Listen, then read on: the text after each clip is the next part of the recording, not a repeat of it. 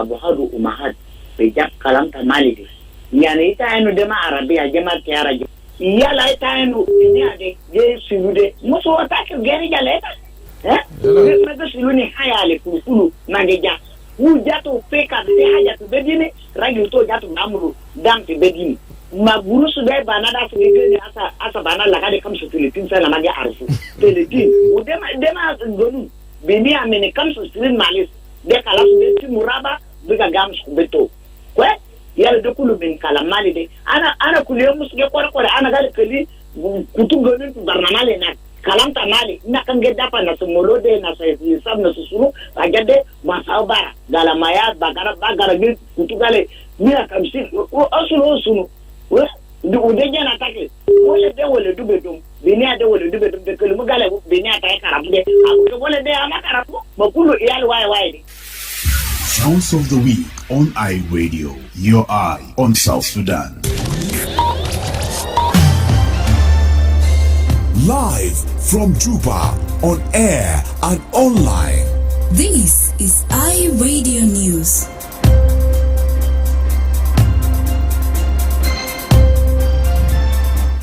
Hello, this is iRadio News. First, here are the headlines.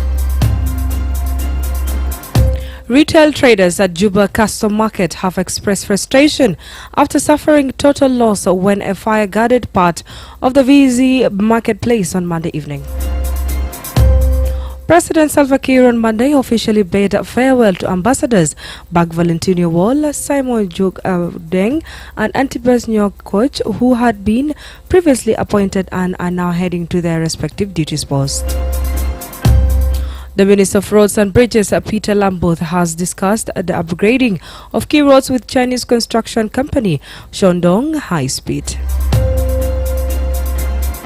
These stories and more coming to you in this news bulletin with me, Diko Andrew.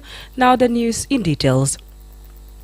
Retail traders at Juba Custom Market have expressed frustration after suffering total losses when a fire guarded part of the busy marketplace on Monday evening.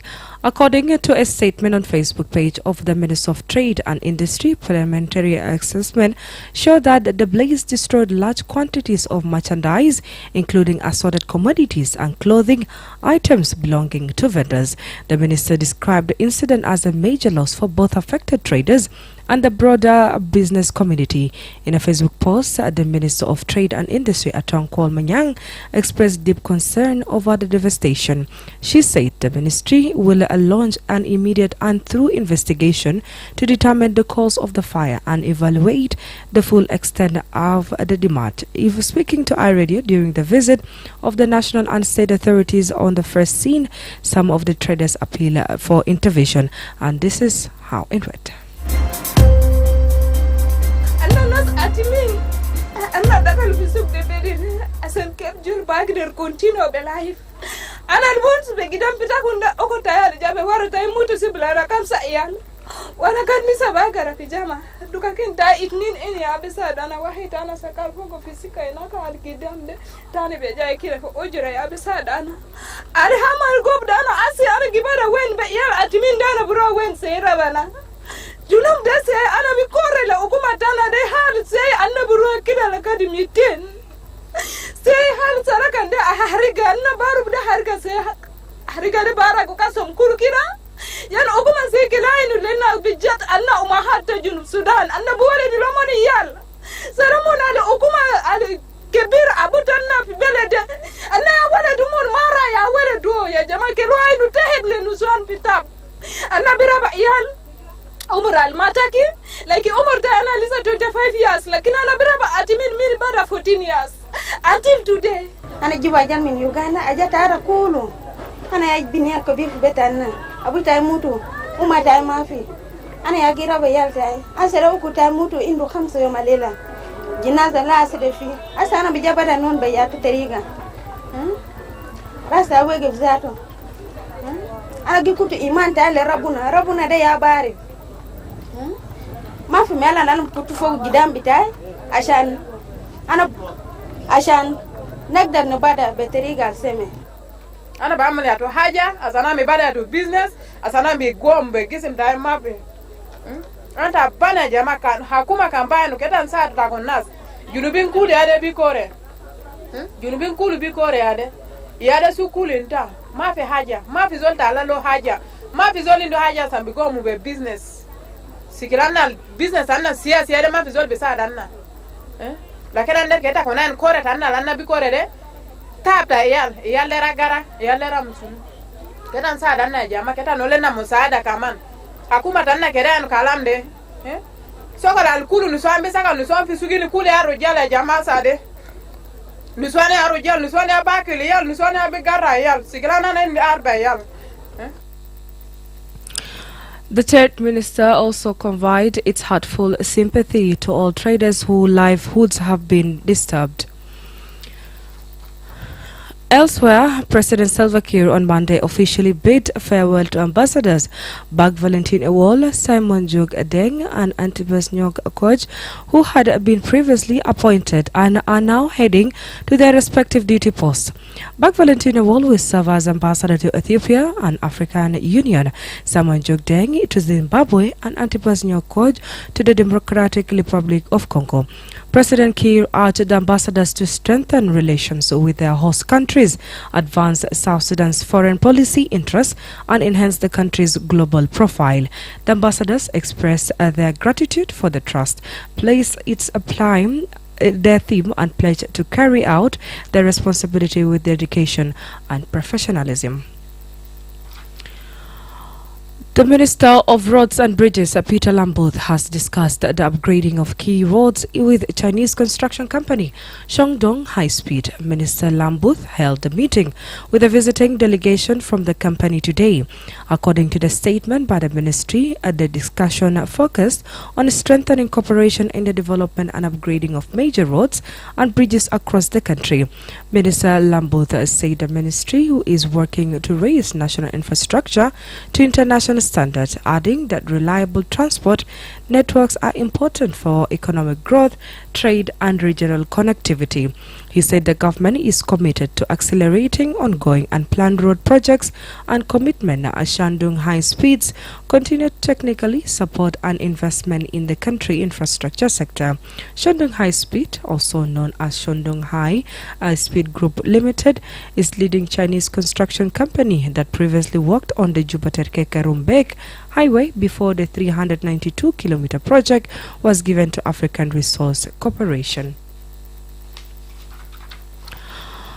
The Undersecretary in the Ministry of Mining is inviting interested business persons and companies to register now. That institution has approved the operation of 120 companies so far. Major Santino Akwe said those who wish to register the companies should do so with the ministry. He added the only 5 licenses will be granted initial, each valued for 5 years with the possibility for renewal. Application must meet strict criteria including legal business registration, proof of operational premises, financial stability, and compliance with environmental and safety standard. He explained that the license, described as collaboration license, largely scale, will be applied to what could also become medium and small scale mines under the existing mining law. He noted that there have not been any significant discoveries or large-scale production. The companies currently participating in the sector are at the trail of exploration stage. Ministry of Mining issue exploration license, large scales. We should even go to for medium and small scale mines. These are the licenses that we have, and they are being covered within our mining act. We don't have significant discoveries. As well, we don't have large scale productions. The companies which are participating in the mining sector now are for trial stage. We are conducting explorations, and after exploration, and you get a significant discoveries whereby the company can even apply for medium scale, large scale. So we call everyone to stop all the issues, the communities, the stakeholders, to give access to the companies that are carrying out geological survey, and then from there we will enjoy the dividends of our revenue. The Ministry of Mining has recently implemented several key decisions to foster a conducive environment for the growth of the mining sector. He urged communities, the stakeholders and affected parties to grant access to companies conducting geological survey so that once viable minerals deposits are confirmed, the country can begin to enjoy the dividends of mining revenues. He assured that the ministry has implemented a key decision to foster a conducive environment for a growth in the mining sector. The media regulatory body known as Media Authority, with the support from the Journalists for Human Rights, is conducting a 2-day workshop aimed to strengthen judicial capacity building to handle cases of hate speech and disinformation in South Sudan. The event, held in Juba from 2nd to 3rd December, brought together senior media managers, practitioners, legal personalities and other dictionary under the theme of promoting a just approach to misinformation, disinformation and hate speech, an urgent mission to defend truth, dignity and peace in the Republic of South Sudan. Speaking at the event, the Managing Director for Media Authority, Elijah, reaffirmed the authority commitment to combating misinformation, disinformation and hate speech in South Sudan. In a statement, he assured donors and other agencies of collaborating with the line institutions to build a media landscape that informs, educates and unites. And he said also, fight against this form is not just legal or institutional challenge, but a moral of imperative. Lair, however, called the strong partnership to strengthen the judicial system alongside media and law enforcement to help protect democracy, uphold peace and promote society rooted in truth and mutual respect. Lastly, the governor of Jungle State, Diko, has established what he called the new sub-county in Ayod North through gubernatorial order seen by iRadio, citing powers under the transitional constitution of Jungle State and Republican Decree number 92, 2025. Governor Diko said Ayod North sub-county, which appears to be part of Ayod County, will serve as a new administrative unit in the state. According to the other order, Amakog town will be administrative center of the sub-county. However, the document did not clarify whether the new administrative unit will have the same status as a county or how it will be managed. In recent months, the governor has also created new payams in several counties, including Duke, Bor, Twitch East and Akob. Jungle is one of the 10 states in South Sudan and currently has 9 counties, that is Bor, Akobo, Ayot, Aror, Duke, Newell, Page, Twitch East and Fangag. The order stated that the establishment of the new administrative sub-county take effect immediately. With that being, we came to an end with the local news. Up next, international news with my colleague Jamie Satem. Beginning in Africa, a radio presenter with South Africa's public broadcaster has appeared in court on a charge related to the alleged recruitment of men for the Russian military. Nonkululeko Patricia Mantula is among 5 who prosecutors say are facing charges for contravening a law which prohibits South Africans from joining a foreign army without official permission. They have not yet been asked to plead.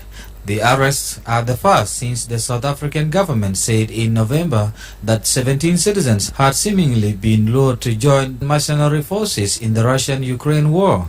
Elsewhere, a top U.S. Navy admiral ordered a second round of strikes on alleged Venezuelan drug boat, the White House has confirmed. The double-tap strike on 2nd September has drawn bipartisan scrutiny among U.S. lawmakers.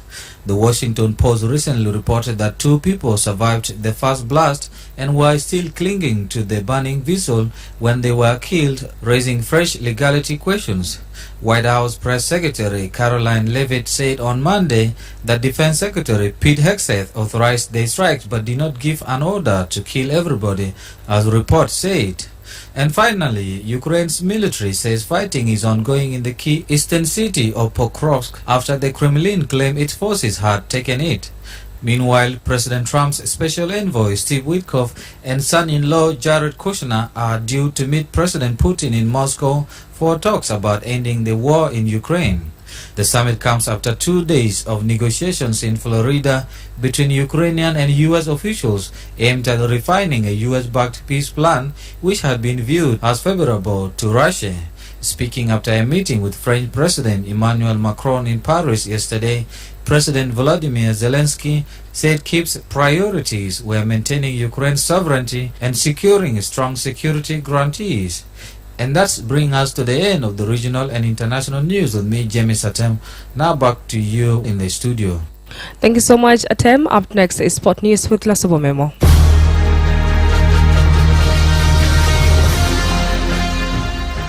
In the world of sports, let's begin at home.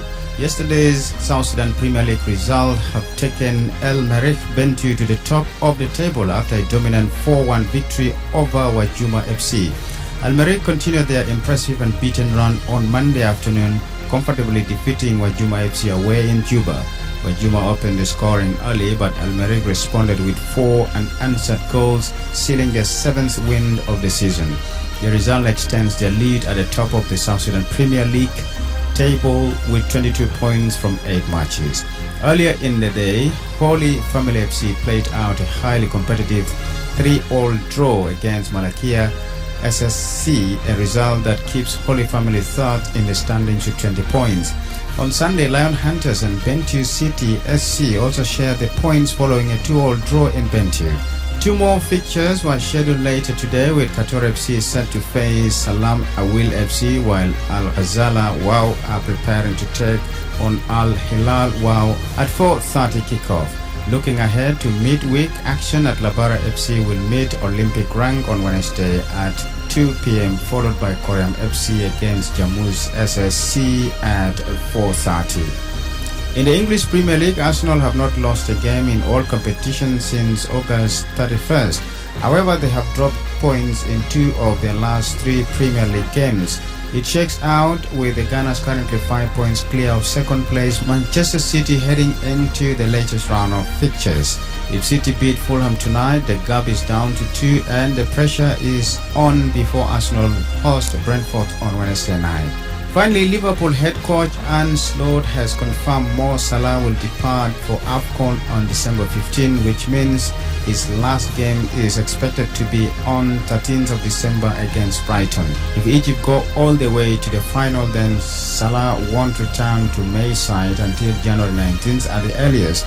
That would mean missing 7 games, including the match against Arsenal at the Emirates Stadium on 8th of January. Slot refused to say whether he would leave Salah out over the next fortnight, but the Dutchman admitted that Salah was disappointed after he was left on the bench on Sunday. That's all in the world of sports. Back to you, Diko Andrew. Thank you so much, Losoba. With that being, we came to an end with our news at 1, but let's remind ourselves with the headlines of today. Retail traders at Juba Custom Market have expressed frustration after suffering total losses when a fire galled part of the busy marketplace on Monday evening.